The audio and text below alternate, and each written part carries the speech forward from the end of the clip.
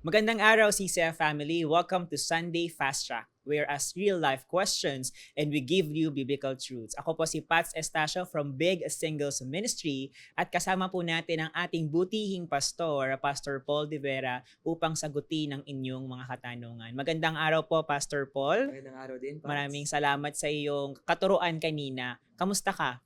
Okay naman. Okay naman tayo. Alright, so Pastor Paul, meron kaming mga katanungan para sa una naming katanungan na ano ang payo nyo sa isang Kristiyanong nanonood ngayon na marahil nararamdaman na nawawala na ang kanyang saltiness, paano ito maibabalik?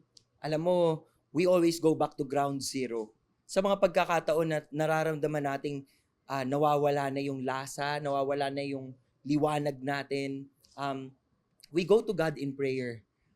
Si David, di ba, may prayer siya. Sabi niya, create in me a clean heart, O God.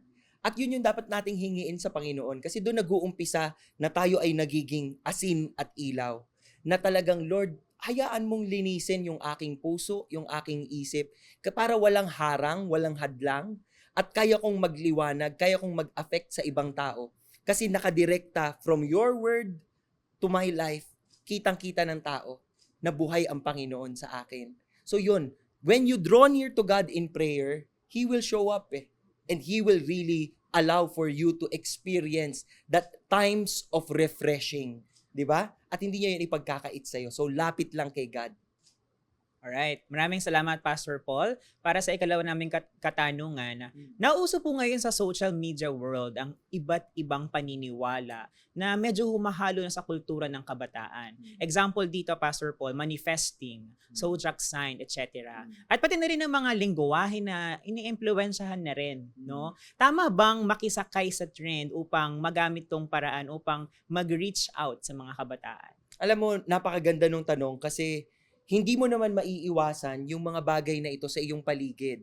We are planted in this world. Andito tayo Pero sinabi po sa Romans chapter 12, I urge you, brethren, do not be conformed to this world, but be transformed by the renewing of your mind. So, ang question sa atin is, gagayahin ko ba yung mundong kinalalagyan ko? O mismong sa akin manggagaling yung pagbabago? When all these things come, at nakikita nyong ito yung nasa uso, maybe you should understand it so that you can relate to the people. But when you talk to them, for example, gusto mong i-correct yung isang tao tungkol sa bagay na ito, diba? Dapat naiintindihan mo muna siya. Naalala ko po si Apostle Paul nung nag-preach siya doon sa Athens, no?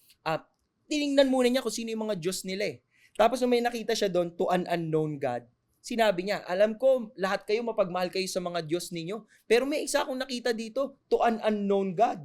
Tapos, sinabi niya, yung Diyos na yon ipapakilala ko sa inyo. Nakita nyo, ginawa ho niyang pintuan para makapag-minister siya. So, yun yung dapat natin gawin. Basta dapat hindi natin sila kokopyahin. Kasi gusto natin silang baguhin. By the power of the Spirit, magagawa po natin yan. Amen. Through the Holy Spirit talaga ang susi, Pastor Paul. Para sa ikahuli naming katanungan, Pastor Paul, ano ang gagawin kung nawawala na ang alat o liwanag ko sa Panginoon dahil nakikita ko sa mga kapwa ko Kristiyano na sila mismo ang nag-aaway-away o hindi nagkakaroon ng magandang impluwensya sa isa't isa? Siguro yung tanong ay ibabalik ko dun sa nagtanong, no? Ang tanong natin is, kanino ka nakatingin? Nasaan ang iyong mga mata? Nasaan ang iyong pag-iisip at nasaan ang iyong puso? Marami pong taong madi-disappoint pag tayo tumingin sa kapwa natin tao kahit sila pa ay Kristiyano.